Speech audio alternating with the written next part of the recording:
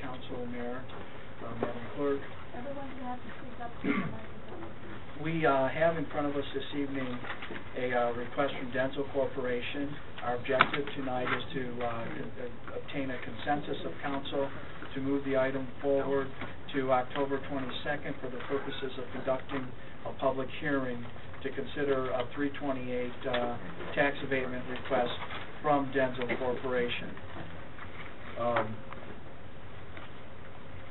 I want to state that I think it's clear to everyone on council that we as a city are in a period of transformational change from a tax base that was at $3.6 billion to $2.4 billion, and that could stabilize depending upon what happens with personal property anywhere from $1.8 billion to $2.1 billion. 50-year period of the history, we have steady growth in our tax base.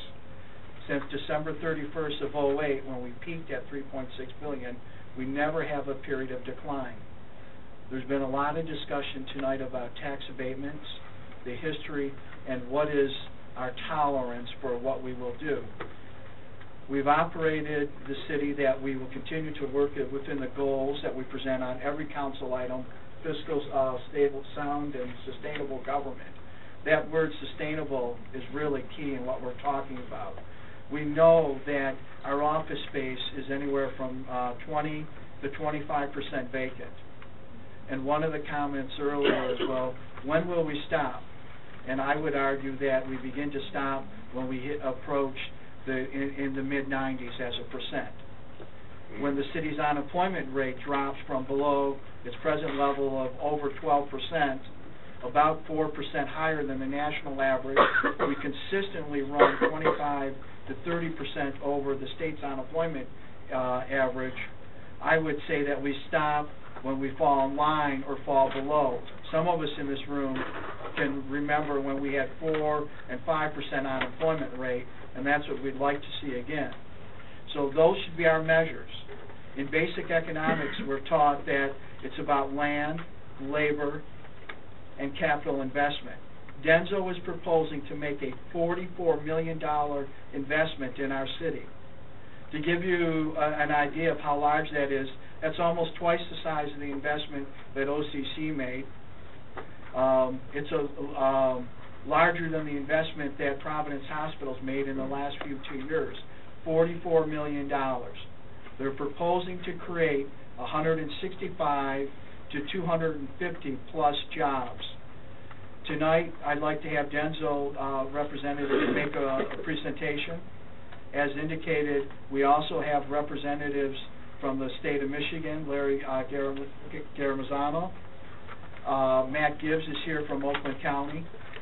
As Shelley Freeman has indicated, both the county and the state are our partners in economic development. As Michigan battles the challenges that we've seen caused by this Great Recession, it is a community, purely a team effort to make these things happen, with the county and the state and the city all partnering to create these jobs for Southfield and southeastern Michigan. Before at this time, I'd like to have Larry and Matt come up and maybe make a couple words, statements regarding the project, and then we'll have representatives from Denso speak about their project. Thank you.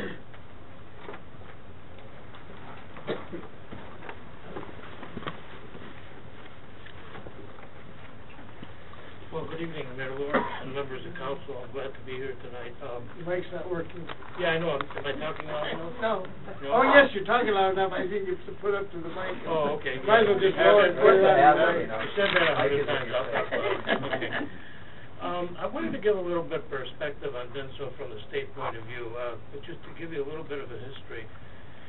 Denso has been here 25 years ago. The state of Michigan worked very hard to compete to attract Denso here to Michigan. And as a Japanese company, as you recall, over the years, most Japanese and other Asian transplants located their facilities in southern states. Denso was very unique because most of the Japanese companies that came here established research and development facilities. Denso was the only Japanese company that established an R&D center, which is here in Southfield, and manufacturing facilities as well. and that was a very big win for us. Since the time that they've been here, they're up to about 4,000 jobs here in the state, and they've invested well over $1 billion. The plan that they have here, I wanted to give you a perspective on the state because they're investing $45 million in Southfield and adding about 250 jobs. But they're also planning on investing $180 million in Battle Creek simultaneously to what they're doing in Southfield, and another 250 jobs. So that's $250 million for the state and 500 or so jobs. We've been talking to them. We're waiting for some information from them about their investment plans and a profile and a project budget and so forth. But given all of my experience that I've had with companies over the years, this is certainly a company that's very competitive because they have operations all over the country, all over the world, really. And we know that there are some competitive sites that they've been looking at in Iowa and Ohio and Indiana and California.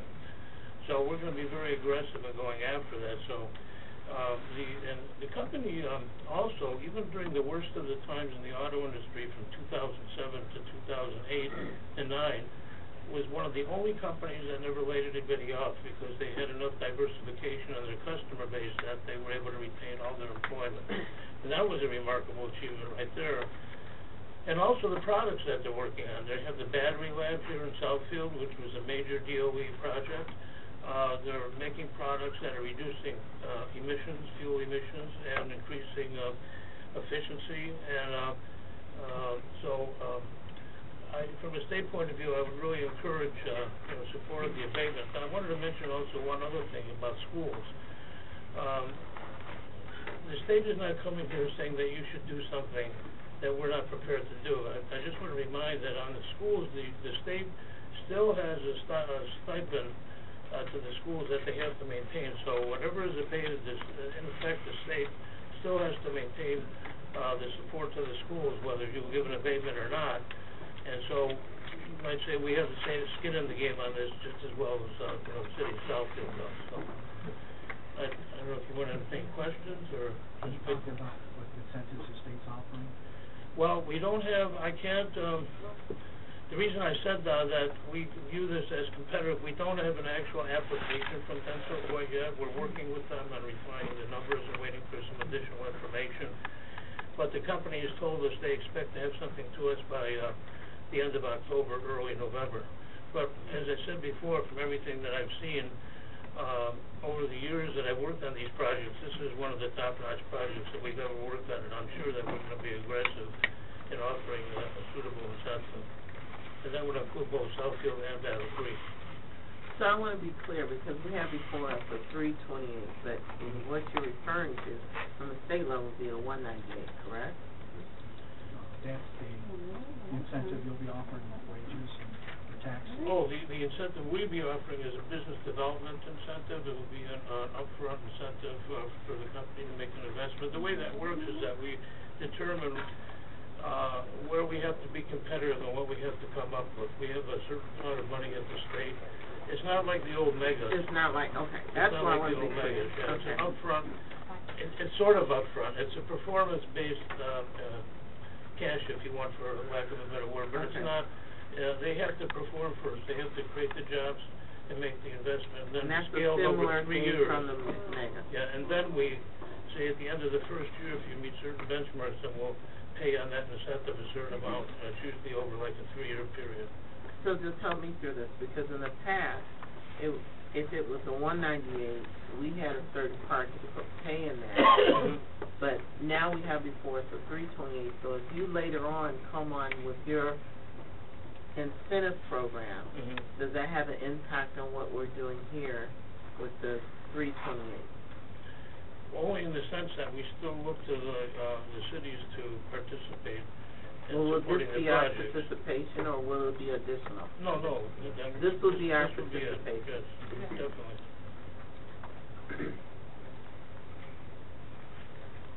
It was very clear before when it was a mega. I And know. it seems pretty disjointed now, and I'm not against what you're saying, but it was clear if it was a mega, Right. we knew what our part was, you had your part. Right. But you're saying now, if we go with a 328, Right. And if the state does approve their application, Right. you won't be coming back and say the city has to give a certain part, because with the mega, we had to give a portion Right. in order for you to approve it. So now you're saying it's two separate Well, the streams. 328, we do look for something, we actually, made things a little bit looser, Mhm. because it was fairly restricted before, what we Right. required, and made it difficult in some situations. Mhm. So if the city's offering a 198 or a 328, that will suffice, as far as participation in the program for us. Okay, I just want to make sure. Okay. Okay, all right, thank you. Thank you. So I just to answer the question, could you just? There you go, another question. Yeah. Okay.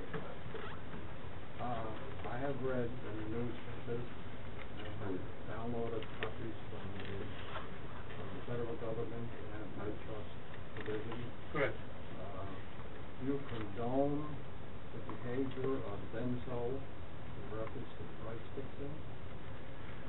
And making the people who bought automobiles pay higher prices for automobiles in the last 10 years? You know, we've What does addressed, the state say? we're aware of this issue, at the state level, as actually, Denso, many other companies, both, Japanese. Speak louder, please. Is somebody saying that? It's just, no, we can't. Speak louder, okay. There were many companies involved in this, globally. Denso, admits that, this was a problem. It was really based upon, their operation in Japan rather than here. But there were many other companies, both Asian and European, that were involved in this issue. And, the Michigan Strategic Fund just last week adopted a policy on dealing with this issue because it's affecting many companies. So, if the company has, already given us some guidelines on how they're going to address this issue. If a company, first of all, has complied with, the Department of Justice, fines or whatever penalties, paid the penalties, that's one thing. If they've identified, the people that were involved and taken the proper action on that, that's another thing that we'll be looking at. But if there's, if they're taking measures to address the problem so it doesn't repeat, and also identifying the fact that it really wasn't the operation here, but might have been somewhere else, and they really didn't have control over that. So all those are factors that we're taking into account for that. You want the answers to that? That's not true what you're saying. What's that? It's not true what you're saying. Why isn't that true?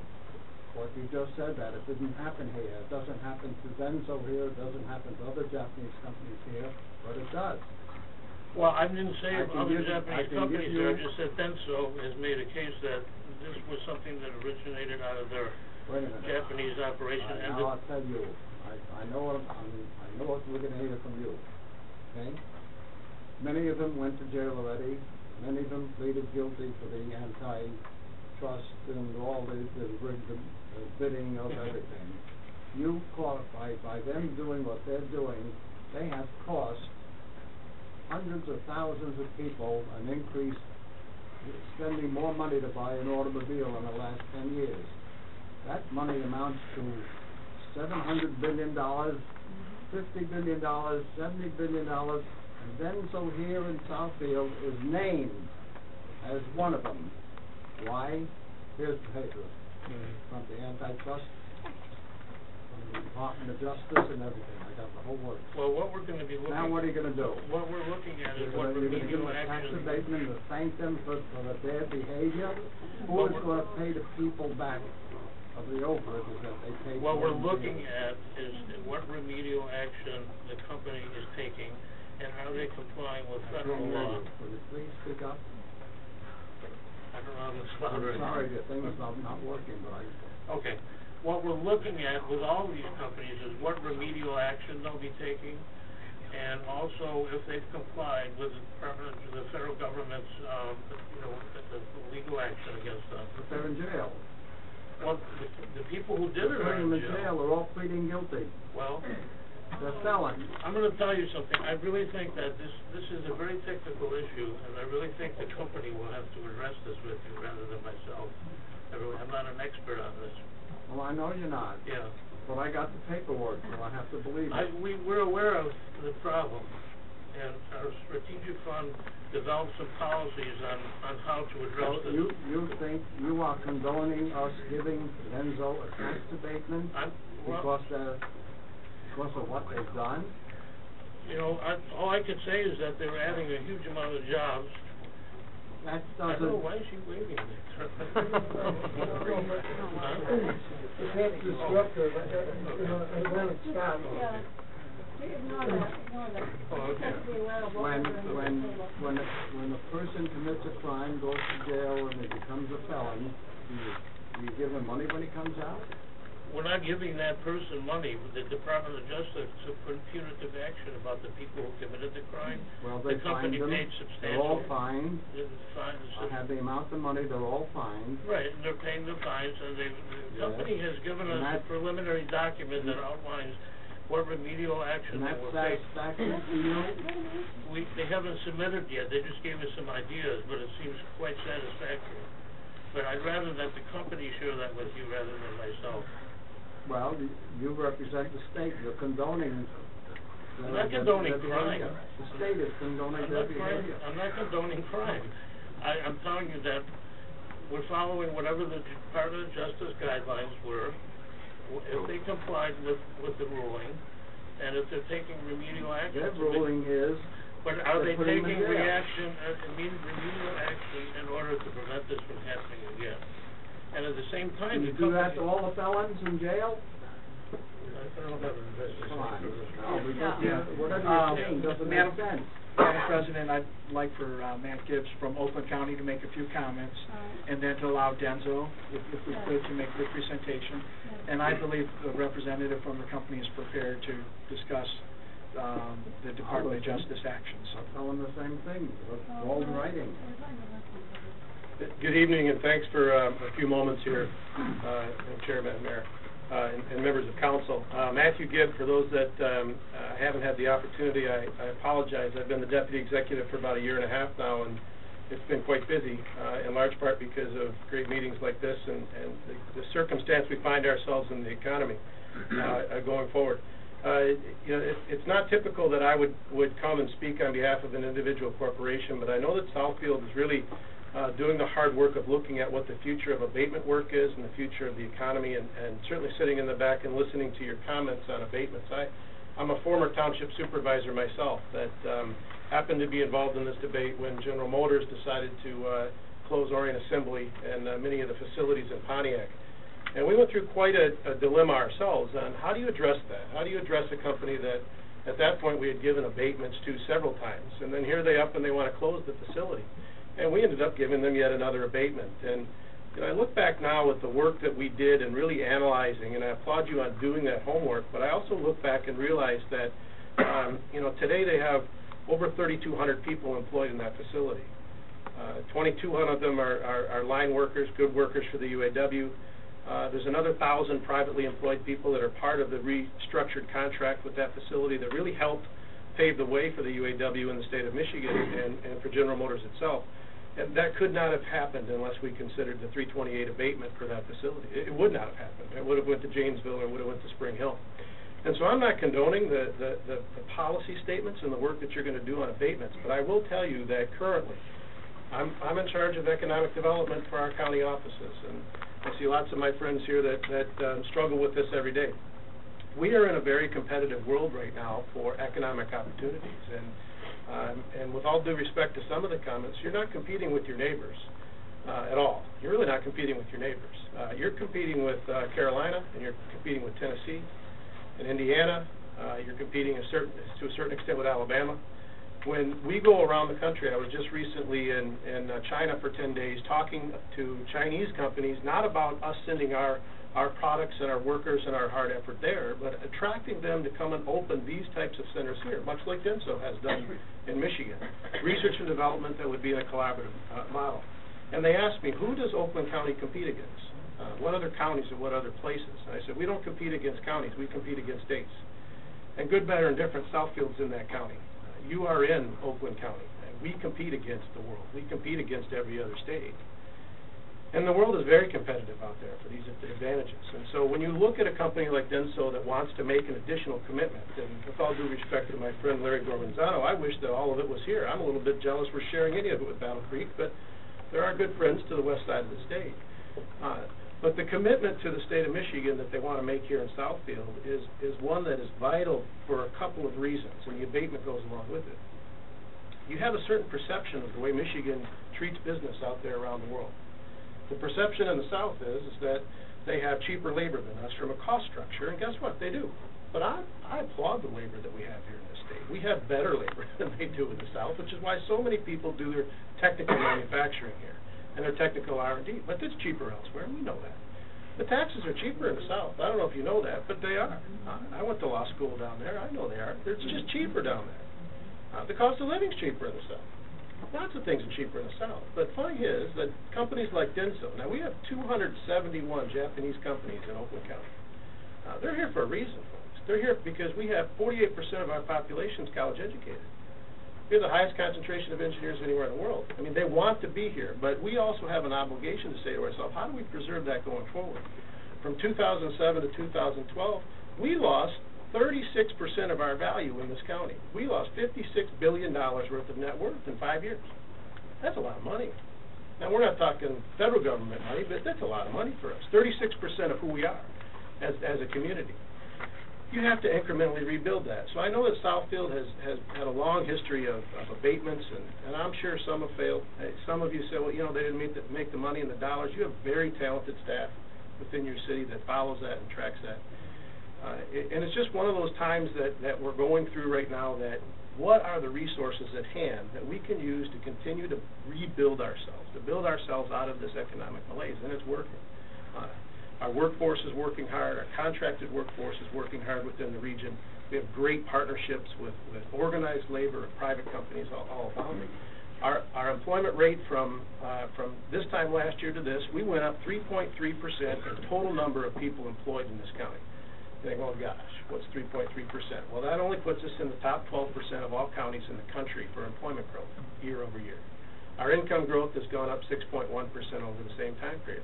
That puts us in the top 10% of the country. We're doing our job, folks, but guess where we still land as far as total unemployment? We just eked ourselves under 10%. We can do better than that. And unfortunately, these abatements are strategies that are out there. Now, you think you're confused about what the state's doing, Madam Mayor? You know, come on, Larry and I battle every day about the structure that the state has. We don't have the incentives that they're offering in other states. In Ohio, they'll just give you cash. You want to do business in Ohio? We'll give you cash. You go to the state of Kentucky, where I went to law school, they'll just give you dirt. We'll give you buildings here. Here's a free building. Have at it. I don't believe in that type of strategy. I don't believe in just giving handouts, which is why when we ended the mega program with no accountability, it's a good thing for the state. The accountability that we have when the state now gives an incentive that says you must meet these benchmarks or you don't get what? You don't get your cash incentive. We're doing hiring incentives. You hire people, we give you reimbursable cash for that. We no longer do tax credits and all of these other crazy incentives that we used to do. But other states are very competitive. You go to the Carolinas, guess what they have that's better than us? You can get utilities at 3 cents a kilowatt hour in North Carolina. You can't get that here. It's hard to compete sometimes. And so what do we have here in Michigan? We have good, hard-working people. We have an educated workforce. And what are the incentives left that we can say to a company like Denso? Well, man, we kind of like that $44 million in our county. 250 engineering jobs? I mean, that's pretty good. Those jobs pay $60,000, $70,000, $80,000 a year. Those are pretty good jobs. Well, what else do we have to incentivize them? We're going to say we got good restaurants? We do have good restaurants. We have good quality of life. We do have good quality of life. But companies aren't interested in that. Companies from Japan, companies we work with every day, they're interested in calling back to their professionals and their organizations that say, what is the bottom line cost for us investing $44 million in Oakland County, Michigan? What is the cost of that? What is the cost of the employment? What is the cost of the utility structure? Figure that out, amortize that, depreciate that equipment cost. And then they say, well, where else can we do that? And God love them if they say Iowa or Carolina and we don't offer something that will offset the cost of doing business in Michigan. All the quality of life and the great engineers we have won't matter. Companies like Denso will incrementally divest themselves. And so I know it's a little longer than I'm supposed to, Fred, but you know, I get inspired by talk. You know, my wife thinks I'm crazy. I love these meetings. I really do. I love the debate. I love the piles of debate. And it's great. And I encourage you very heartily to do your debate on what is the best guideline for tax abatement going forward. That's a good debate to have. I caution you not to have the debate over the Denso application. Make that independent. And the reason I say that is this, is companies today are 4G. We've all seen these commercials, 4G. This is so yesterday, you've seen these commercials, right? Everything happens yesterday. I'm the first to attest. We have 76 people at the county all work for you in economic development in some way or another. We touch hundreds and hundreds of companies. We have 126 active projects happening right now in the county. We just pushed over $2 billion in our emerging sectors, which Denso is an emerging sector company. We know firsthand how this works. Guess how fast they make their decisions on whether they're coming to a place here in Oakland County or not. As fast as they can text message back to somebody, even later tonight. They don't want us here, and it's all done. There's no second chances. There's no games to be played. Those companies, as Larry will attest, make decisions on the spot going forward. And so, give it hard due consideration. And I know the question from the fine councilman in the back is, does Oakland County condone the behavior? Of course we don't condone that behavior. It's criminal. It's ridiculous. I'll tell you, I live out in Lake Orion, Michigan, and I know the head of HR at Denso. He's a good friend of mine. And I know the engineers he's worked to hire in that company. A lot of them live out there in Orion. Many more live here in Southfield. I will tell you, we don't condone conduct like that. I support and trust the state to make sure that the policy direction that the state has given on companies that have broken the rules on it, that the state protects us from that type of activity going forward, the incentives that they can guarantee. But when it comes to a question like this tax abatement may make the difference between 250 people in this county getting employed in the near term. And I would rather put my trust in the state, make sure this never affects us again, and employ those 250 people by giving them this tax abatement, than I'd take the risk the other way. It's too vital to us, folks. It really is too important to us. We cannot climb out of this hole that is expected to take us all the way to 2026 to get out of this hole. That's 14 more years. We cannot take those risks over those policy fixes. So thus ends my remarks. I didn't mean to get preachy, but that's it. So I can certainly answer any questions you have. All right.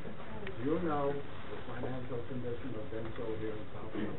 The precise, I can't comment to that specific. Does anybody know? Denso? They will be, that'll be part of their Financial presentation. condition? Yeah. That'll be part of their presentation as soon as. No, I want to know now, so I know what questions to ask. Well, I know what I have to ask you. But it may solve the whole thing if you tell me they're not broke. And if they have enough money to continue business, they are successful, aren't they? Denso here is successful. Yeah, Denso is a very successful company. Okay. I can't speak to their financial position. I'm sure there's representatives that not can. ask for a tax abatement. They can do whatever they want. Being felons or not, they can do whatever they want. You're dealing with a city. I don't want to be an accessory to what they do, to that bad behavior. Listen, and I certainly applaud that, and I champion that. And you shouldn't feel that you're an accessory to that So type of tell me company. what the financial condition is of Denso. And with respect, I can't tell you a number. It'd be disrespectful for me to whatever make it you're up, saying so. is just mute. Forget it. What I'm saying is this, and then I'll turn it because you got a long meeting on it. What I'm saying is this: in the world that I work in every day, of the ability to attract businesses that are going to employ, particularly our young people, these incentives are all we have left. This is all we have left to attract these types of companies. And so if we take the position, it does two things. One is, and it's commendable, if we take the position that says, you know what, I don't trust the state can really govern this and protect us from this, and I don't want to be part of that, so I'm not going to do this. Because of that reason, that sends a message to a lot of corporations that have not done this conduct, that simply says, you know what, it's hard enough out there, I don't want to take a chance. And that's good, bad, or indifferent, but that's what happens. And the second part of it is if something like this isn't given very serious consideration on its financial merits of the city, purely on its financial merits, it sends a message to the broader corporate world. It's easier to do business in other states. And that's the only reason I came down to speak to you on it, is the business is hard enough of us sustaining an economy here without having that. So, listen, my job is to be pointed, and so I'm pointed. But I'm not telling you what to do. I'm just saying, please, give it diligent and hard consideration on the financial implications of this abatement to your community, both in a jobs perspective and investment perspective, and debate the other in good, hearty debate. When I get an answer on the financial condition, I will tell you what I think. If nobody can give me that answer, then you don't get it, you don't get my vote. If you tell me that they're highly successful and everything, they don't need a tax base in that. Madam President, I'd like to proceed with Denso's. Then it solves all the problems, and they can steal all they want. Madam President. No, I want answers, and they're not giving me answers, because nobody knows the answer. You don't know the answers. Go ahead, finish it. Madam President, I'd like to ask the representatives from Denso to come up. Terry Helsinki will be making the presentation. Also with Terry is Bob Townsend and Dave Ewing. You three gentlemen know the answer? Thanks very much for sharing.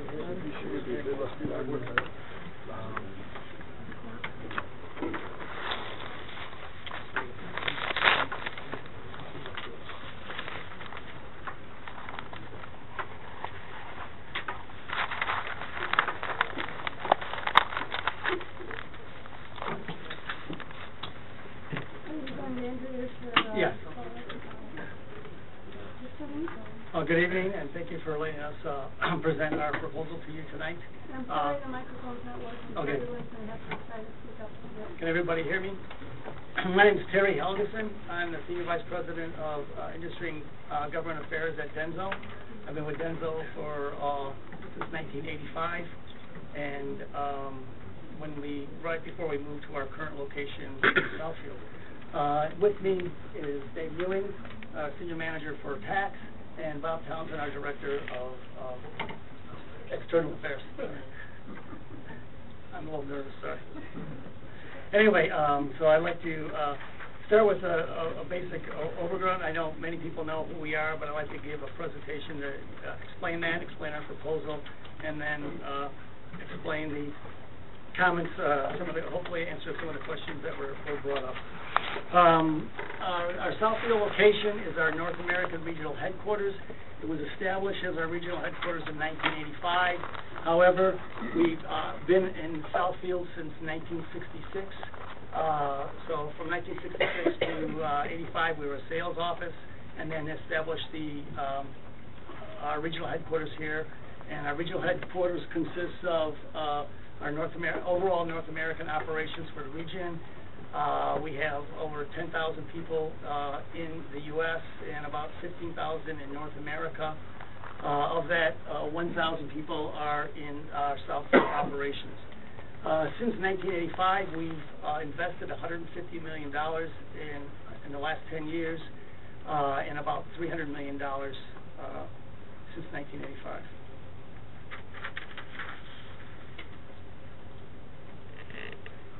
Yeah. This is our customer base. We have a broad customer base. Primarily, we supply to the big three, so Ford, GM, and Chrysler. We also supply to Toyota, and I wanted to show here we supply to other companies, John Deere, and Harley Davidson. So we have a broad base outside of the automotive industry also. From our product standpoint, we have four main product areas covering the vehicle. So it's powertrain related, those are engine related kinds of products. Climate control, so that's air conditioning products and radiators. That's the manufacturing group that's in Battle Creek, Michigan, where we produce those. In addition, in Jackson, Michigan, we produce air conditioning compressors. We also make body electronic products, so those are instrument clusters, windshield wipers, flashers and horns, things like that. We make many of those products in Tennessee. From a driver control products, those are safety systems, cruise control, automatic cruise control, anti-lock braking systems. We make some other interesting products in non-automotive. One is this, what we call the QR code. We invented this QR code. I think people probably have seen this in a lot of other areas now. It was patented by Denso. We developed it to improve our manufacturing handling processes. We saw there was some value, so we opened it up to the rest of the world, basically, and they can adopt it with no cost at all. We have also moving cool. These are portable air conditioning units. If anyone's a football fan, in August, September games, you'll see some of these coolers along the sidelines to cool off the workers. We developed it to help cool off our manufacturing people inside manufacturing plants that didn't have air conditioning, central air, so we could still put them in a good environment. And then finally, we make a lot of articulate robots. We developed our own manufacturing systems, and we developed our own robots, and now we sell those robots to other companies to improve their manufacturing processes. The products, just to give you another idea on the products, the HVAC unit, this is the AC unit that we make in Battle Creek, along with the radiator. I talked about gasoline and diesel fuel injection. The gasoline fuel injection is the latest thing to help improve fuel economy. If you've heard of that Ford EcoBoost engine, we're one of the suppliers to Ford on the EcoBoost engine. We also do diesel fuel injection, and then we supply that to John Deere. It's a high-pressure fuel system that helps, again, with emissions to meet the emission requirements that the government has put on. We also produce starters and alternators. Those are produced in our Tennessee plant. One of the other areas along with that is called a stop-start starter. There's been a lot of stuff in the news about that, where your car turns off at a stop sign, and when you start out, it improves the gas mileage. We will be supplying those to General Motors, Chrysler, and Ford. On the Chrysler pickup, it improves the gas mileage about 1 mile per gallon overall. So we're pretty excited about that. The other thing, there's a lot of talk about hybrids, so we make a lot of hybrid products, and we'll be making those in the U.S. These are inverters, DC converters, and motor generators. And then finally, the wiper system, we supply those to a lot of customers, General Motors, Chrysler, and Toyota and Honda. I mentioned that we've been in here for a long time, so we're showing our growth of history from 1987. And we've been growing substantially over the years. You can see there's a little bit of a dip here. Okay, this dip resulted from attrition when people left the company. We did have a voluntary early retirement for some people, and we had some reduction in our contractor staff, but we didn't lay off any full-time regular workers in that stand. And then we're showing the growth since then. We've recovered that, and if we can go forward with this new plan, we'd be able to hopefully get to over 1,200 people in Southfield. This chart shows over time the investment that we made over the years, and there's an additional line that would go up here for the $44 million. This represents the $300 million we've invested since 1985. In addition to that, we average about $6 million in purchases from Southfield companies. The company itself does that for different supplies and different things like that. In addition, that doesn't include the additional amount that our 1,000 people would spend on local businesses and things like dry cleaners or food, and gas, and things like that. So again, here's for people who aren't familiar with where we are. We're on Telegraph, just north of Merriweather's, and this is our main building, original building, it was built in 1997. So this is an overview to show, this is the building here, and again, we built it in 1997, and it has, our total operations, but we had test labs, and it's about 87,000 square feet. In 1996, we bought a building behind it, and it has about 81,000 square foot, and we put a lot of our sales and administrative people in that building. In 2000, we built an extension to our test labs of 28,000 feet. In 2004, we bought another building behind to house Electronic Engineering Group and Quality Group, and it was about 136,000 square foot building. And then in 2006, we built another extension to our tech center of about 48,000. We have a total of approximately 440,000 square feet of office space and engineering space there, and it's on about 25.5 acres. In addition to what we want to try to do is going forward is protecting the environment. So Denso International America in Southfield, when we built our tech center expansion, it was LEED certified. LEED certified is a governmental certification for leadership in energy and environmental design. So one of the highest levels you can get for an environmentally safe building. In addition to that, our Southfield office is one of the first non-manufacturing automotive locations to be certified iOS 4001 standard. We've done other things related in the community related to environmental conservation. We've participated since 1997 in the Rouge Rescue. We've had over 4,600 hours, volunteer hours committed since 1998. In addition to that, we started a thing, Bob was involved a lot in this. It's Friends of the Rouge Education Project, where we've gone out and worked with different schools in the community. 6 of the schools are located in Southfield to help teach the importance of environmental sustainability to students. Also, from an educational standpoint, in 2001, we established the Denso North American Foundation. This is the first corporate foundation established by a Japanese-based automotive parts supplier in the U.S. As the previous speaker mentioned, there's over 270 Japanese suppliers just in Oakland County, and there's over 350, I think, in Michigan, so we were the first one to do that. We donated over $5.5 million across the U.S. For education and disaster relief. Of that, $2.5 million was donated to 9 Michigan colleges. In addition, since 1991, we've had a Denso Oakland County School Education Foundation, and we've provided over 260 scholarships to students in Oakland County. Our commitment to Southfield, our community support. We've worked with the Goodfellows Food Drive and the Holiday Giving Tree. We're just started that again as the holiday season comes upon us. We've contributed $100,000 to equip the Denso Theater at the Southfield Teen Center, which is used for plays, music events, screenings, and fashion shows.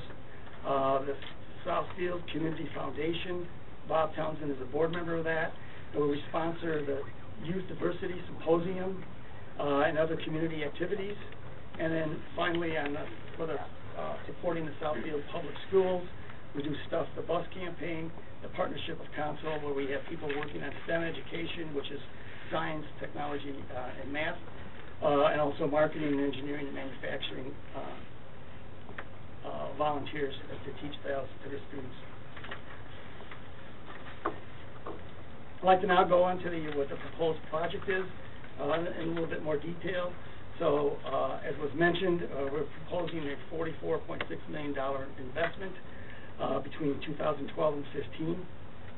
The projected job increase is between 165 and 275 people, primarily engineering and professional people. And then the outline of this is that the acquisition of the testing and laboratory equipment to support the development of the next generation technologies of gasoline direct injection, start-stop, and hybrid electronics. We're at a real pivotal time for ourselves here. Traditionally, we've put all of our engineering in one location. Manufacturing engineering is at the plants, but our application other engineering has been located in our facility here. At this point in time, we're looking at, because of the competitive nature of the situation out there, we're looking at, and we're getting pushed from a lot of our manufacturing facilities to put R&D facilities in their locations. As I mentioned, in Tennessee, we manufacture many of the products, the starters, alternators, and hybrid products in our Tennessee plants, and our plants are saying, why don't you put your R&D here? Application engineering we have here to be closer to our customers, but that's really not the case for R&D. It can be located in other places. And so we're looking at that being looked at from this standpoint, so that makes this project a little bit more critical at this point. From our perspective, my perspective, we want to keep the jobs here and grow in Southfield. but we do have to do due diligence to our stakeholders and our shareholders to make sure we're as competitive as we can.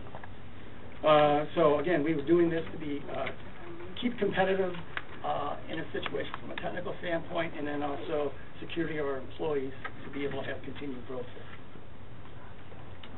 This is a brief summary of the property taxes and real estate and personal property that we've paid over the last 3 years to the city, state, and county in taxes, between the real of about $700,000 a year and property of over $600,000 a year. And of these totals, about $1.38 million is actual taxes that we are paying to the city of Southfield, to your general operating fund. It's about $495,000 a year. So, as we talked about the $44 million and the abatement, so in addition to our current taxes, the city will gain about $1.38 million out of this. So what we're asking for the abatement of about $1.5 million, and then there'll be an additional $1.3 million that we'll pay in the next 5 years from 2018 to 22. This next chart kind of gives a little better picture of this. This is by year how much we are planning to invest, and this is the amount to be abated in each of those years. That's where the $1.5 million abatement comes from. And the next one, between the years 2013 to 17, we're going to, again, continue to pay our current taxes.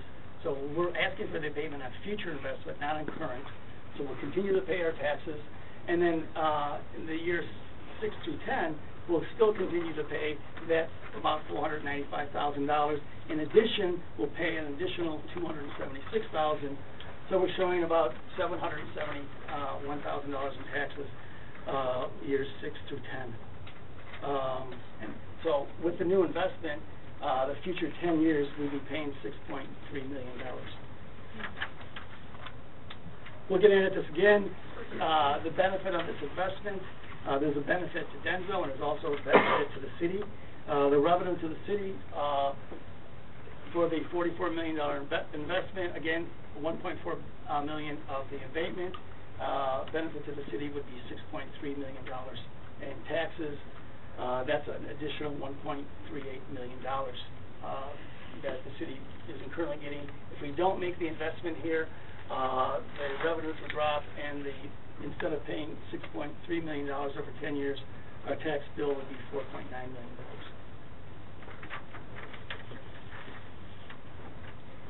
So the question then is, what's the impact on Southfield? So our North American headquarters remains and grows in Southfield. We have up to 275 additional employees working in Southfield. We invest $44 million in Southfield. We're supporting Southfield companies with supplier and diversification day. We have $6 million that's annually spent in the businesses in Southfield, including the additional money that our associates would be spending. And then it's a base for additional investment and growth after 2015.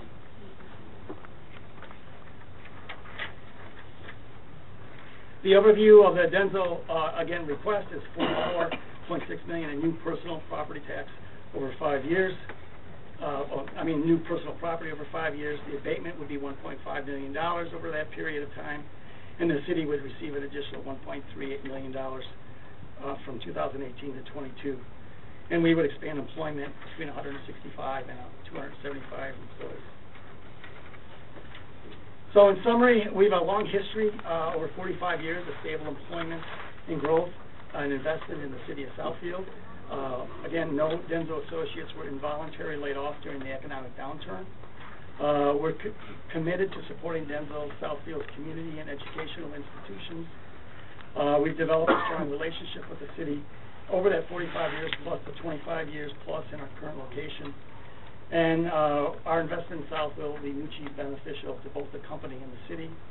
The city would secure expansion of high-tech jobs while supporting retention of existing jobs, An investment would modernize Denso's facilities to support research and development of the latest technologies. Mr. Henderson? Yes. Mr. Schmidt would like you to go back to page 15. He's got some Okay. resources. It's actually 15 on YouTube. We're always looking for some sense of where we are on this, because there's so many numbers. Okay. But let me see if it's clear here, to get a sense of perspective. On Exhibit 1520, so the investment's $44.6 million, and the abatement is 1.5. So you're asking for an abatement of little less than 4%. Yes. Yes. 4% of the investment gets abated. Yes. Okay, thank you. The same situation. Right. Summary Yeah. here, 1920.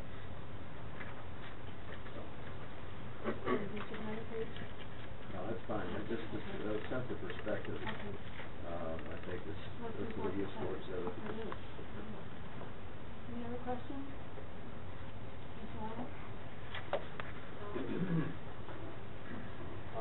From what I see, what you told me, you're very charitable, very philanthropist. You have a lot of money, you're very successful.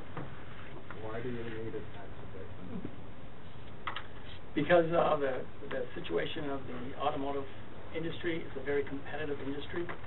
So you have so much money, you're very successful. Yeah, but we continually. And you're giving away tons of money, so why do you need $1 million? Again, it goes back to, as I think some of the previous speakers mentioned, okay, we have to look at how do we become as competitive as possible. So one of the areas of being competitive is looking at where can we save money from as we make our investments. That wouldn't make a dent in your competition, according to what you... Well, it does. I mean, other states are willing to offer us money to do this. And we have a, we have a fiduciary responsibility to our shareholders that we need to be able to go out. Shareholders and you have a responsibility to the people who went into bad behavior. Well, the company must know about it because they're all executives. Why did you do that? I can't say why the people did what they did. Well, I have okay. to ask somebody. Again, all I can say is, Denso International America is the company that I represent. That's the company in Southfield. Okay. We are a wholly owned subsidiary of Denso Corporation. But as we, Denso Corporation was the one who had the agreement with the United States Justice Department related to the antitrust department. They mentioned Southfield Denso also. The facts are that Denso Corporation Japan reached the agreement with the United States Department of Justice. You still follow it. I know that, but they're the ones that did it. All right, they reached the agreement. They are working directly with the Department of Justice. The fine was paid by Denso Corporation in Japan, and it was assessed by the Department of Justice to them, not to our location in Southfield. In March of 2006, or March 26th of 2012 and April 26th of 2012, two associates of Denso Corporation in Japan also had separate agreements with the DOJ to pay fines and to serve sentences. Neither of these individuals worked in Southfield. They worked in Denso, Japan.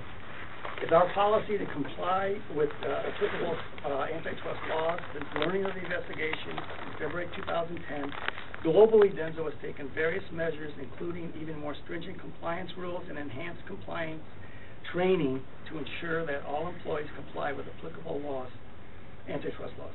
We're committed to this compliance and all applicable antitrust laws of the world. In the world, we continue to give our full cooperation to the ongoing DOJ investigation of the auto industry. It happened, and it was part of my company. I don't know what else to say, but they paid a fine. We're taking actions to make sure something like this doesn't happen again. For 10 years, they get nothing. The people who bought automobiles are all the car companies you have, but they bought that stuff from you, and they're guilty too, but they got more money. But to get them, the source of it was your company. You did well. You're doing well with the charity and everything. I see what you're doing. The parent company, that's that? Yes. Parent. Yeah. No, it's their company right here. They gave you money, they gave us money. And they're responsible for what they did as the parent company. Trying to tell me no. All right. You still didn't tell me your financial condition. I see you're making a lot of money. We're investing in the, All right. the only If way you're for a company to financially sustain themselves and grow is to be able to You don't need a tax invest. abatement.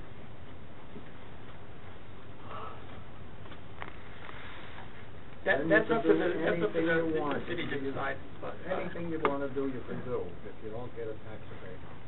Madam Chair, I don't think we need to argue over this. If you feel that way, Mr. Lansing, then you vote that way, and, I mean, this man has nothing to do with other than. He represents the company. He made a statement from the Justice Department of what happened, what the results All right, were. so what are we gonna do about it? But you can do what you want. I No, think what is there's the six city, more what members is the of council going to do about it? There's six The more members of council is- council.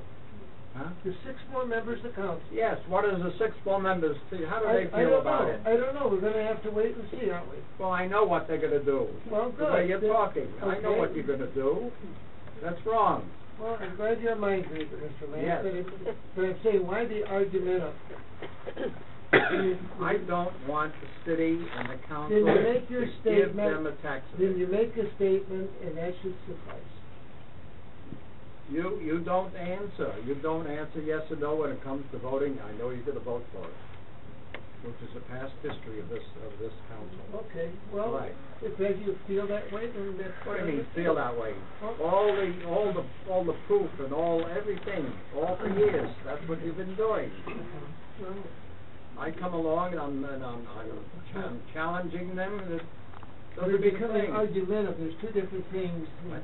In asking them about what had happened, and they told you what happened, and you either accept it or you don't. I don't But accept arguing it. about it is not Why do going you to- accept it? Pardon? Why are you accepting Well, it? I understand what happened in the case. There's a document that says that there's some people were put in jail, some people lost 30% of their income. It was done in Japan. It was done here in Denso, Southfield. There was nobody in this country that was That's involved in it. not true. I have the Well, antitrust Well, records tell here. me where Southfield's in there. Other than Southfield's that in there. Then what? They were found guilty? Yes. No. Come on. Sorry, it was Denso Corporation, not Denso International. They mentioned Denso and Southfield. Well, you know, it's like an accident. Everybody who's involved in the accident, you gotta Oh, ask Paul, them. come on. Okay, well, Denso here. And I'll tell you another secret. I didn't even say anything about it. Leah Sigler is involved in it too.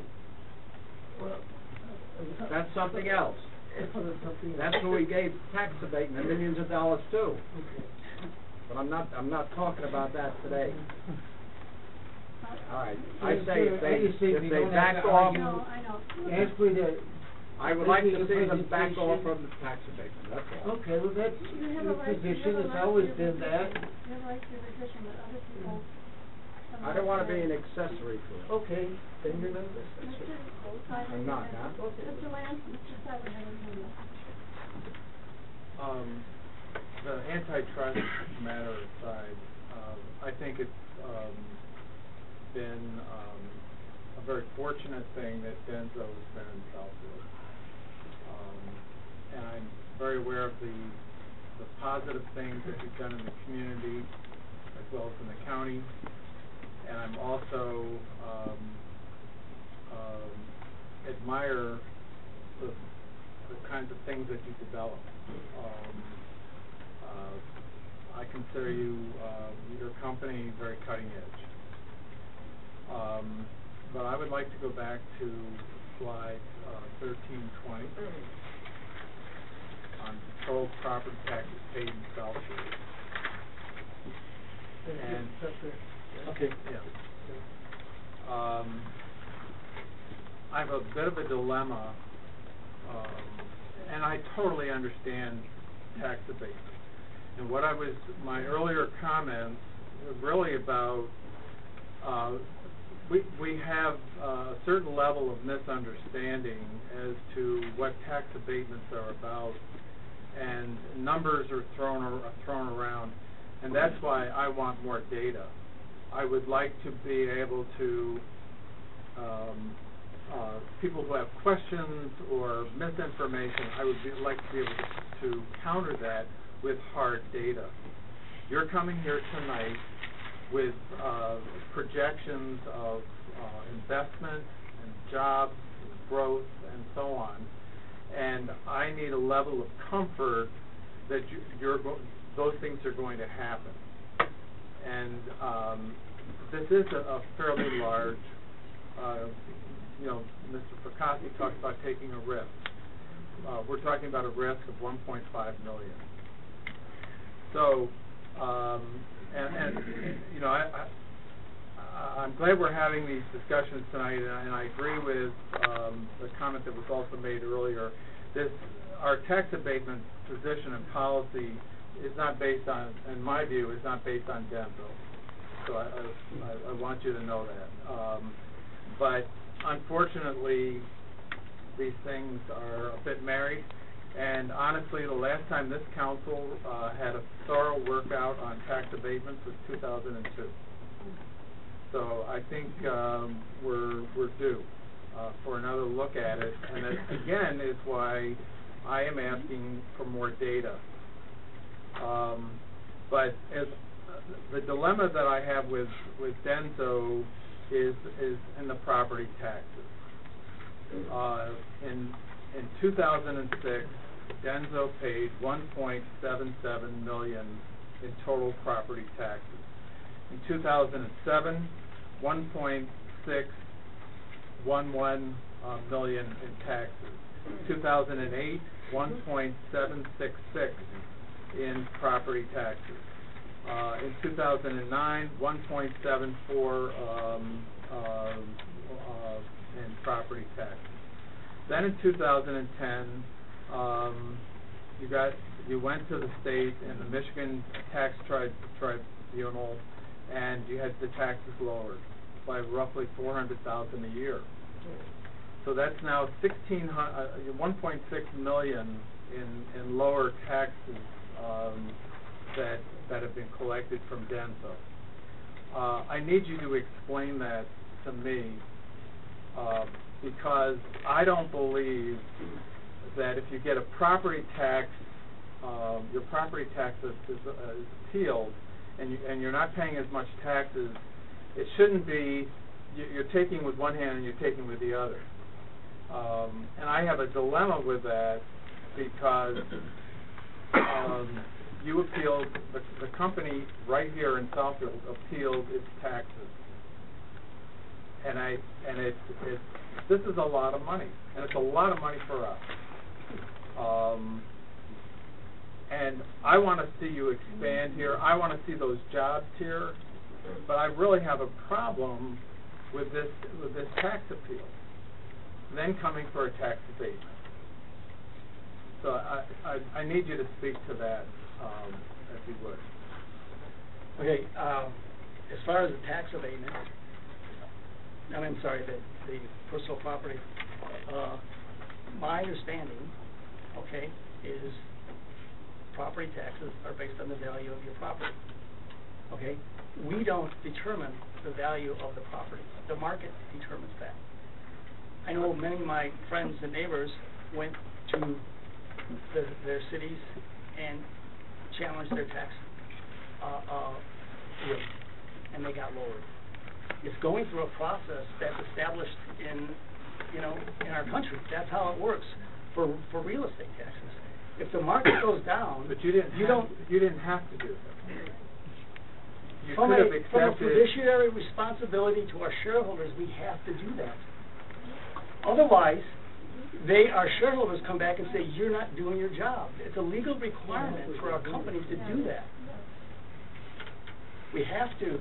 And if it goes to the board and the board says, no, you're not going to get it, then we've done our due diligence, and we have to do our due diligence from a fiduciary responsibility.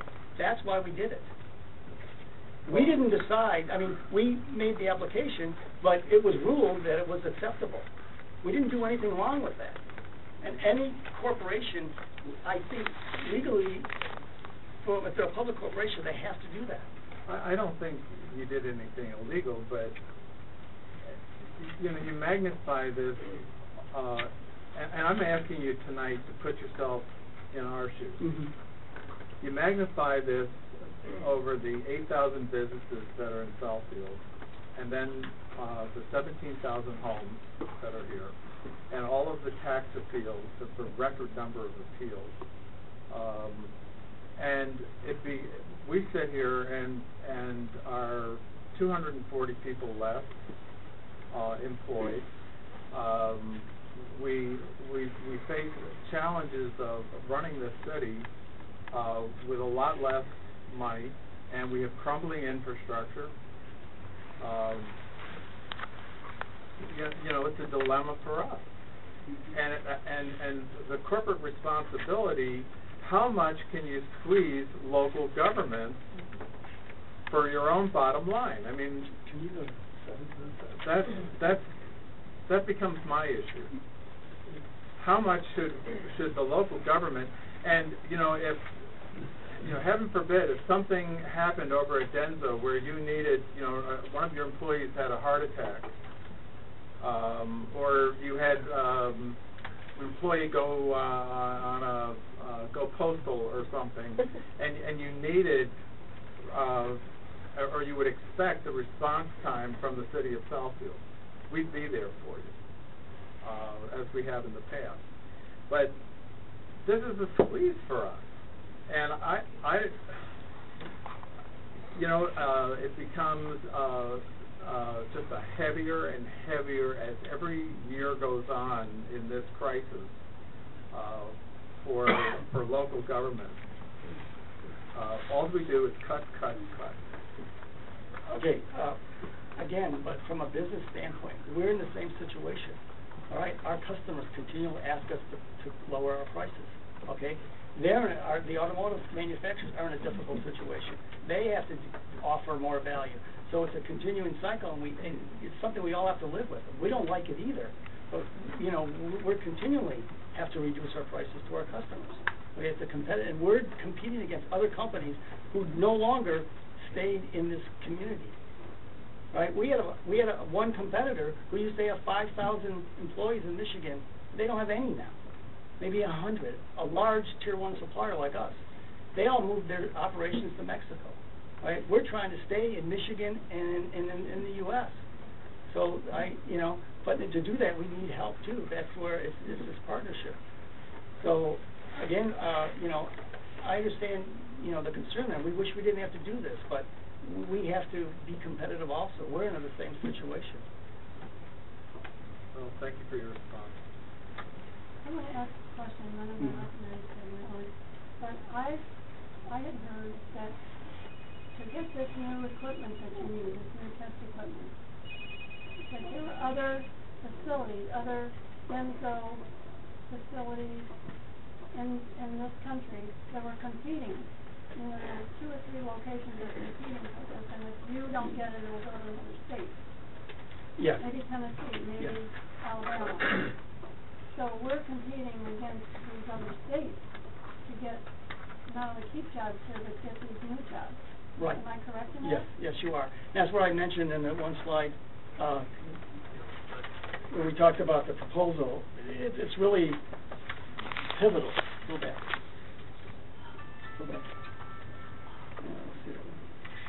Yeah, go forward to the other one. It's really a pivotal time on our proposal because this investment can be made at other facilities. As I mentioned, we normally try to do it all here, but since the manufacturing plants, with these R&D type jobs, we can move this equipment to those plants, and then they look at it again, the cost basis for that. There's more incentives given from other states. Right. Tennessee gave us a big incentive. So there's So competing. there's a that's where the There competition are, like, is. several locations are competing for Yes. this, and so that was, I just want to make that clear, Yeah. because that was my understanding. Ms. Lawrence, you wanted to? Yes. Go ahead. Just a very quick question. Are you currently in any kind of tax tribunal with the city of Southfield? No, we're not. Actually, I believe in your comment earlier, I had mentioned, we actually did not go to tax tribunal on that. Settled. It was settled within the city of Southfield. We did not go. Well, there would have been in a tax tribunal, but it was settled before it went to hearing. Yeah, right, so did not. Yeah, there's a consent judgment. Right, right. But you're not currently in any kind of tax appeal. They settled for $50,000. Maybe this is too much, I mean, it's all good big money here. I mean, I can't concentrate here. Okay, thank you for, Mayor Lawrence. I just want to make a point. I want to thank Denso for coming here today. There's a lot of things that goes into a discussion for tax abatement. We're having healthy dialogue today, which is good. But one of the things that's really important to me is page 11, where there's a commitment to Southfield. And I think we as a city could do a better job in those that we partner with and say that we will grant a tax abatement, that you will partner with the city and be involved, because we are giving up those things that Mr. Cyber talked about, the services, those core services that we give. I appreciate what you do. That's on page 11. You know, where you understand that you are now a partner. If we give a tax abatement, then you are our partner, and the benevolent things that you do, things that you give back. And I understand Denso has that in their corporate policy, but we need that. We need that, and that partnership. I can't tell you how important it is. If you didn't have page 11, I would want to know, why are you here? But you have shown that you do. I mean, the amazing contribution you made to our teen center when we were really struggling with how we were going to create a teen center was huge to us. We really appreciated that. And I expect for that to continue.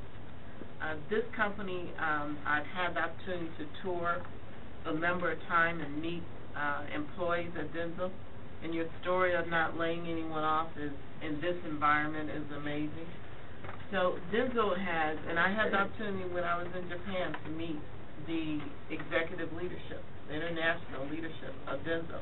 And they are very proud of Southfield and the base that they have. They're very proud of it.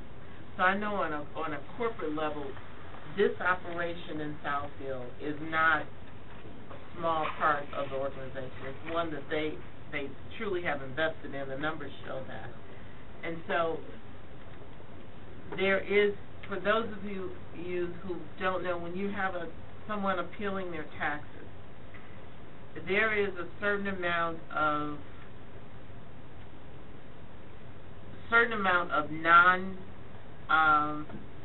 of resistance to settling that when someone goes to court. And the fact that we were able, and you're not alone, and as you said, there are corporations, almost every business and homeowner have gone through the process. It is your right. I appreciate the fact that you settled. You sat down with your people, and our people sat down and settled it. We wish your property values were not declining, but believe me, when they start going up, we will come back and ask you for more taxes. I appreciate your presentation because it's very clear. Oh, it's over a 5-year period. You didn't come in asking for 10 years, because that would have been another flag for me. And I think this is an opportunity for us to really understand the value of Denso in this community, the value of what you do, and for you to realize the sacrifice that this tax abatement is for the city. So what you do, you are very important, and what this city and this council chooses to do is very important as well. And the one thing that I'm going to be very consistent over the years is that any time this city gives a tax abatement, is that we are very clear that you are a partner in the city, and we expect for you to give and give resources and partner with us in things where you can. And so, with that being said, I see an opportunity here. It is never easy to give a tax abatement, but it is powerful for us to have the Fortune 500 company, Tier 1 automotive supplier, Denso, in our city, for you to continue to invest and grow. I've gone over to your facility and see you acquire new buildings and, expand operations. Drive all around the state and see the different facilities and factories that you have. And the R&D that you do there is just amazing. I mean, you have some end products, but it's really cool to go to the wind tunnels and the freezing places and all the things that you do. And the young minds that you engage, because and one thing that was there is that your, what do they call interns, that you have there. And to see them to have the opportunity, and you partner with our schools in Southfield in the STEM program, which is it's a national crisis right now. And we really need you to step up with that. When you say you're partnering with STEM, I want to see some Denso people mentoring and tutoring our children in Southfield schools so that they can become engineers. And I don't think it's good enough to just come in and give a presentation. We've had corporations that every Monday there's a team of them that go out for so many hours and tutor our children, or however you can make that happen.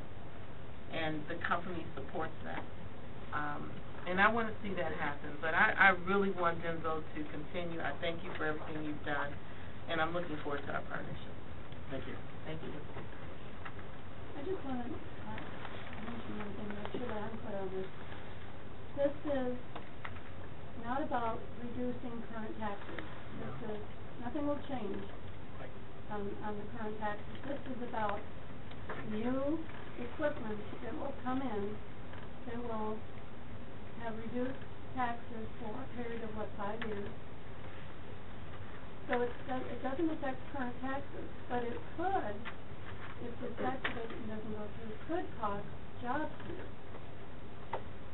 Because it would affect the lack of being able to upgrade your equipment would make you less competitive with other facilities, so it could cost jobs here. Yes. And these are very serious issues. These are not,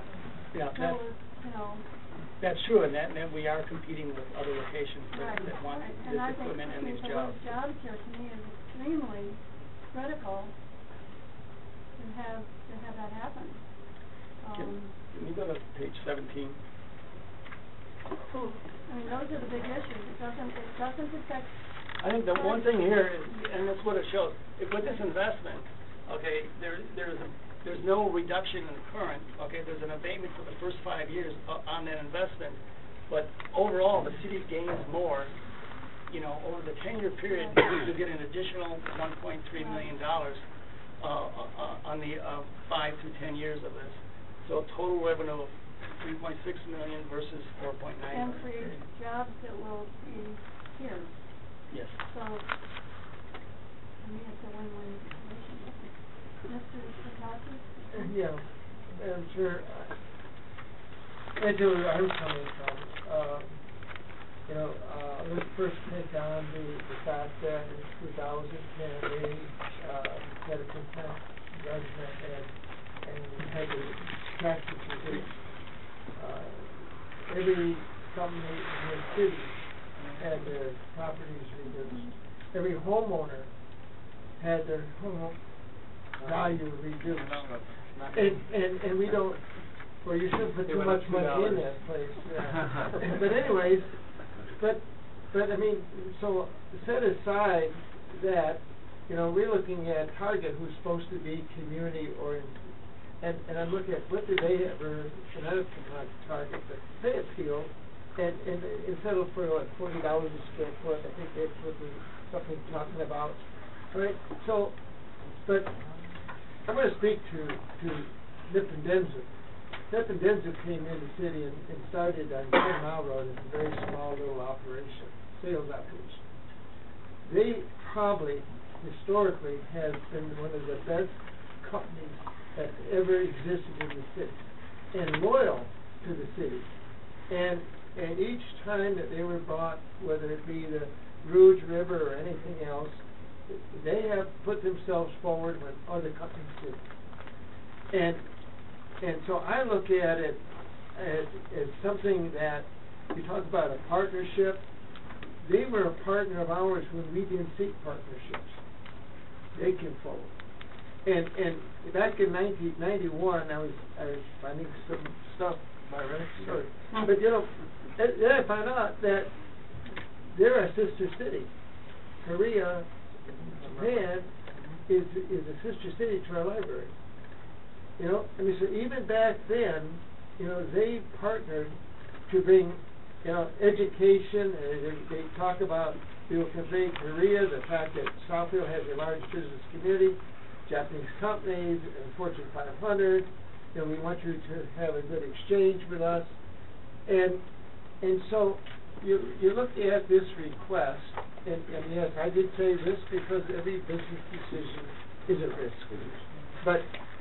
But what I feel very strong about is that what happens to our city if we don't show the business communities that we're open for business, and we aim to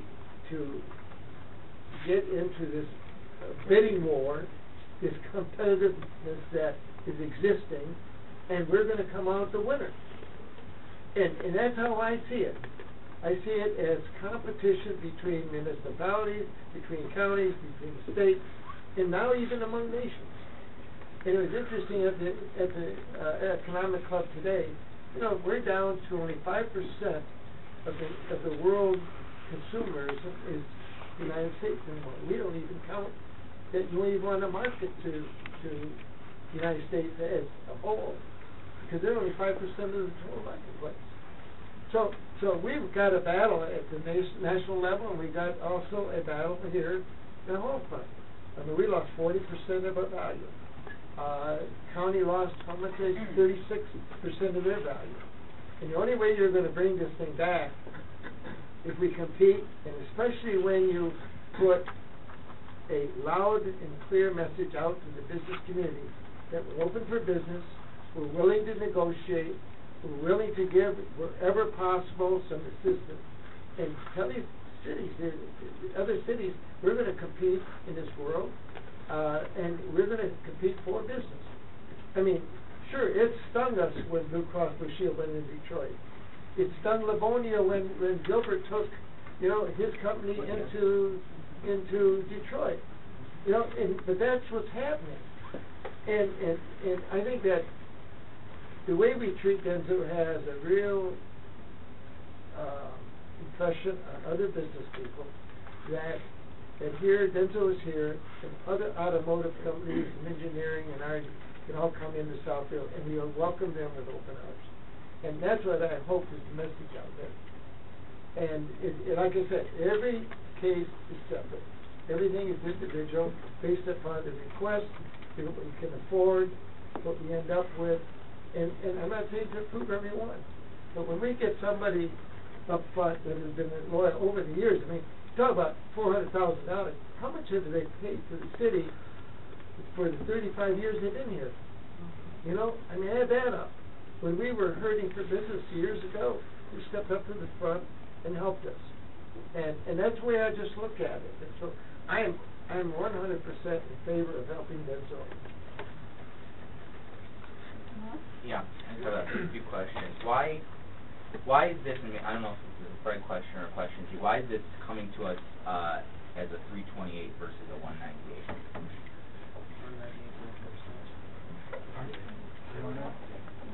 It's a choice of the company. Okay. They could have asked for it pursuant to 198. If you see our 198 grid, we probably have been talking 50% abatement for the full maximum 12 years permitted by law, by our own grid. We're looking at 100% abatement on the personal for 5 years.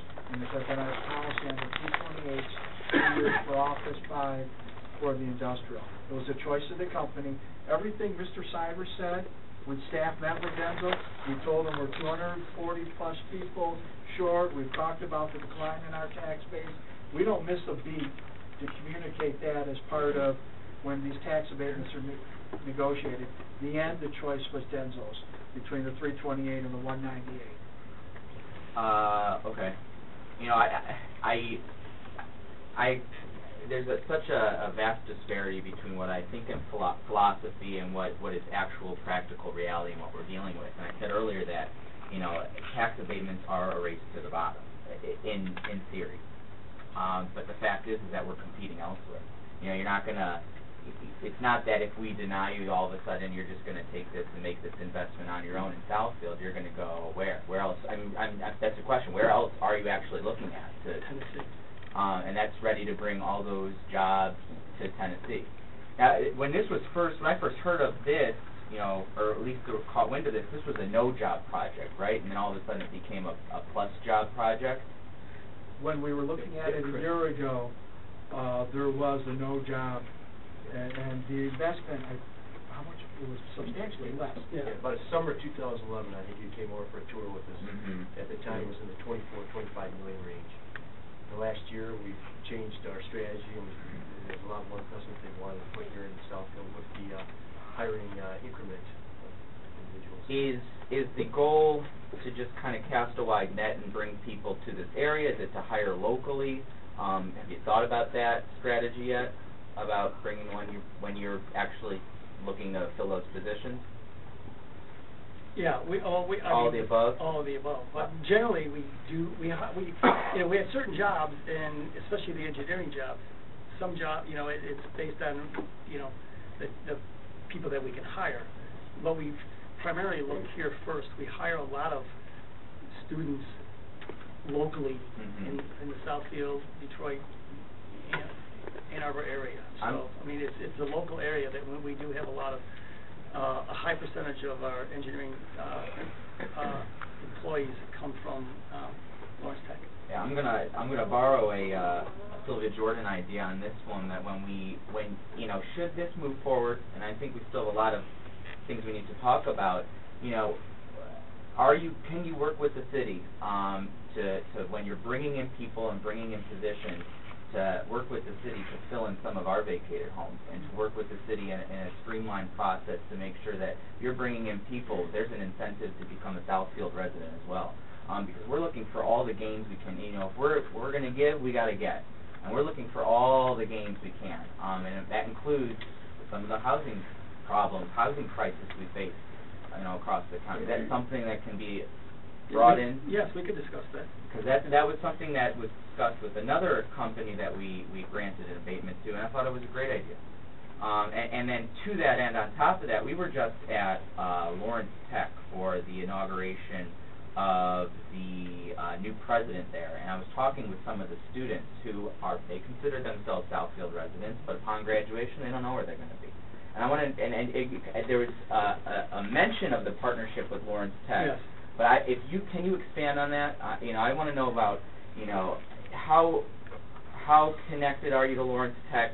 How connected can you be to you know, making it a kind of a seamless process between graduation with a degree in engineering from Lawrence Tech to becoming a Southfield employee? Because, you know, we talk about this all the time. You know, we're a city, we're very proud of our 72,000 residents, but in order to be a city that's competitive, we need to grow. And that, you know, Lawrence Tech students or students who live in Southfield but maybe after those 4 years might look somewhere else, we need to figure out a way to merge our daytime population and our nighttime population, merge our students who are here on a 4-year basis to keep them here on a permanent basis. So can you just expand on the partnership with Lawrence Tech and what the mayor brought up, the STEM program in Southfield itself? Okay, as far as the part with Lawrence Tech, we let me back up. We show the number of co-op students. Okay, we have a lot of co-op students from Lawrence Tech. Okay, they're because they're close and it's easier for the students, it's good for us. But in our co-op program, we use that for two things. Not only to help train and help the students, because they get paid, so they get through school, helps them through school, but it also gives them an opportunity to see if they like working in the company. And it lets the company, because hiring somebody who knows you and who's been around is a lot more, we have a lot better success rate with those kind of associates than someone who's not. So we like doing that. So there's an area where we partner a lot with Lawrence Tech. Over the time, we've done a lot of our foundation that we mentioned earlier on the Denso Foundation. Lawrence Tech is one of the biggest recipients of that foundation. So it's going into giving them money for their education, their engineering programs, and they work on projects and things like that. So I think it's very deep. I don't know, Bob, do you know the number As far as employment through Lawrence Yeah. Tech?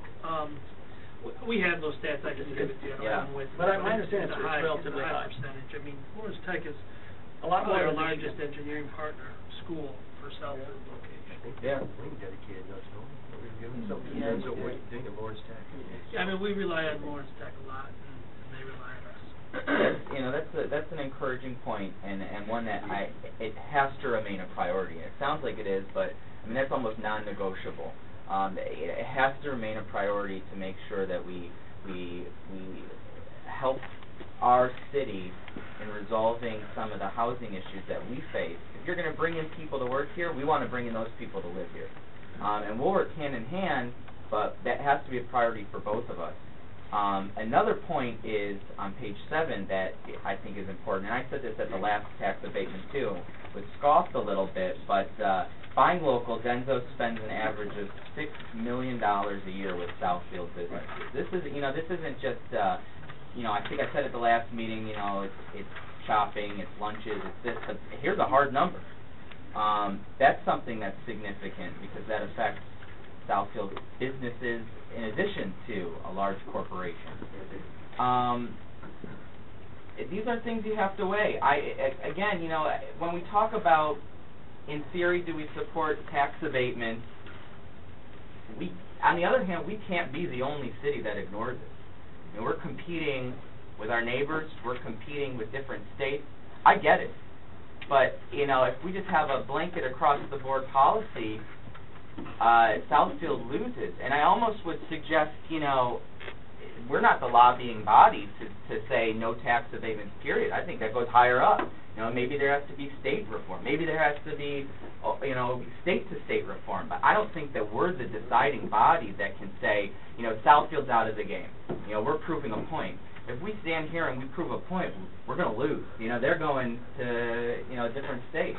And I'm not trying to kowtow to Denso, but in theory, yeah, of course we don't want to just race to the bottom. But in practice, that's not a reality because then we're at the bottom. Then we're not even in the game at all. So that's where I'm at. I'm very encouraged about the jobs component being added. I can overly stress the partnership with Southfield in terms of building and growing our population, because that helps us across the board.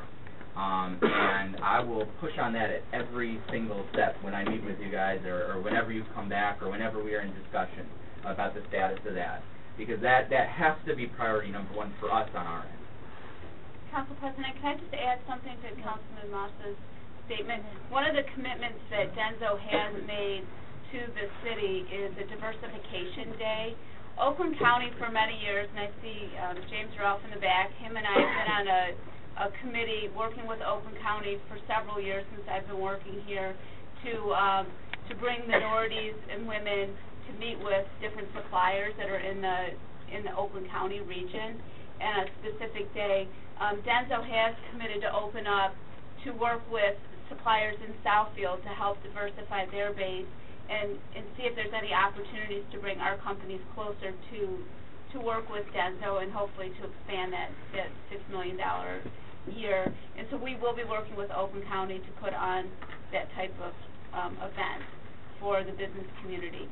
The other thing that I wanted to add is that over the past, the county through the state and through, I guess, through the federal government, have worked with Denso to offer different grants, and they have used our Career Center, and they are committed to help fill some of these jobs through the Southfield Career Center and open it up and make sure that the Southfield residents and hold career fairs at Lawrence Tech and those types of things to ensure that we have, that our people have an opportunity to access these jobs. Yeah. One last point that I wanted to make is that I just want to go back to what Fred said, that, you know, this is something that we're doing to help us get out of this economic mess. We don't want this to be the new normal. We want to get to an unemployment rate that is low and livable, so we don't have to keep doing this time and time again. And I don't want this to be the new normal. I don't like this. But if we're going to lose out to a different state without even making an attempt to bring jobs to Southfield, I don't know what service we're doing to Southfield then. Thank you. The next step really is to move this forward to public hearing on next Monday. It sounds like we're ready for that. Yeah, I'd like to weigh in on this. If we think we're working in a bubble, we're wrong. And again, I think every tax abatement that comes before us has to be dealt with on an individual basis. And one of the things that I'm aware of is if we say, well, you don't need a tax abatement, you're making billions of dollars, or $100 million of dollars, you're the company that can move. It's the company that is on a shoestring, has short pockets, not deep pockets, that maybe has to bite the inside of your cheek and take what we give. So if you move, let's say that this doesn't go through, and you move, other people know your telephone number. Other businesses know your telephone number. They can call you and say, you used to be in Southfield, and now you're not in Southfield. Well, why aren't you in Southfield anymore? Well, because they gave me a hard time, and they decided that it was just more trouble than it was worth to stay in Southfield, and I got a better deal someplace else. Our phone will ring. So if we're, and I don't think that we ought to roll over on our back and have you tickle our belly either. You know, it's a business deal. We have to be partners. We want you to be strong, but we also have to be strong.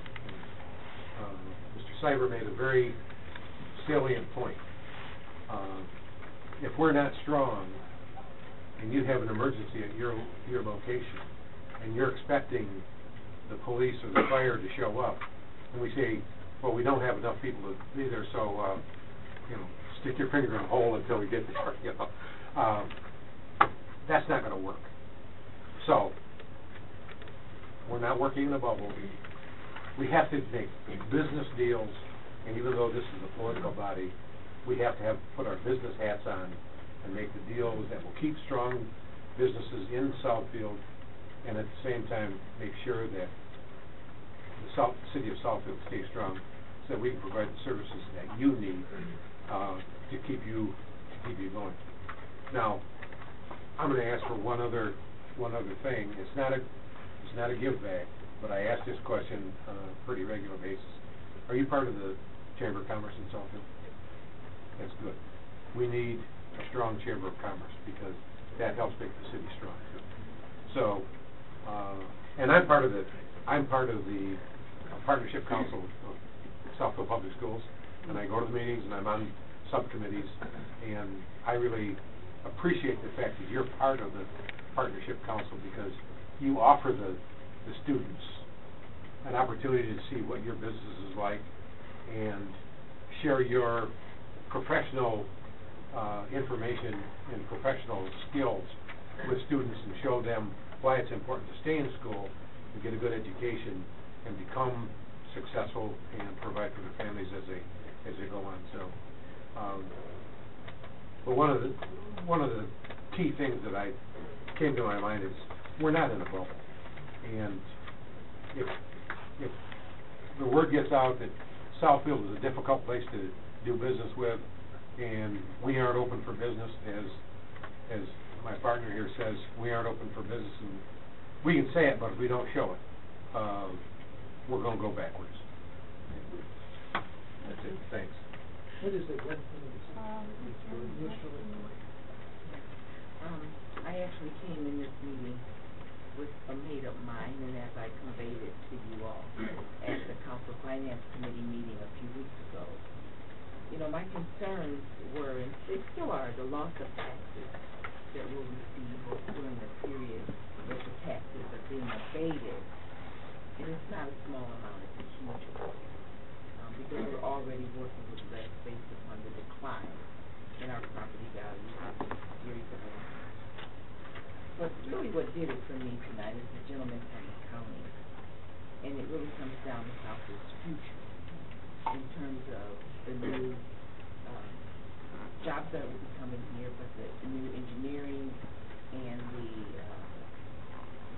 new model that you'll bring with all of this. So I'm not going to be with you long, but I must say I have to got to rethink some things, because we can't go on the record of being tough to deal with. We can't go on the record of having you in the future look at another statement. So this is tough, and I know it's a long meeting, but this is a very tough tax abatement to approve. But we have to be realistic. So thank you for your patience. We've had a lot of questions, but I think it's helping us all make a decision that we can be comfortable with, because we're going to have to face the public, and they're going to want to know, you know, why again are you offering another tax abatement, giving another tax abatement in light of the current economic conditions that we're in. So we'll have to make that decision and live with it. But then again, we'll know the taxes that we'll receive tomorrow. Thank you. Yeah, I just wanted to mention one other item that we were talking about, the $400,000 that they got in concession. But they also, due to their voting for public safety, their taxes increased 5 mils. So they paid 5 mils on their value is considerable, and that's going to help pay for public safety as well. So because they had, you know, that was tossed upon them, our residents, you know, cast that ballot, and they cost them 5 mils. And it's still on the table, so that's, I don't know what the dollar amount is. That Jim was thinking from about 4%. What was 4%? 4%, just on exhibit, the amount of investment, the amount of abatement relative to the amount of investment. It was 4%, and they're paying 5 extra mils because of public safety. So, you know, these things are cautious, you know. Right, so the proposal is to put this on the agenda for the next meeting, public hearing. Yes. So that's Yes. Yeah. Yes. Yes. And I say yes. We'll do that. Thank you, gentlemen. Thank you very much. See you on next Monday, and we're going to take a 5-minute break.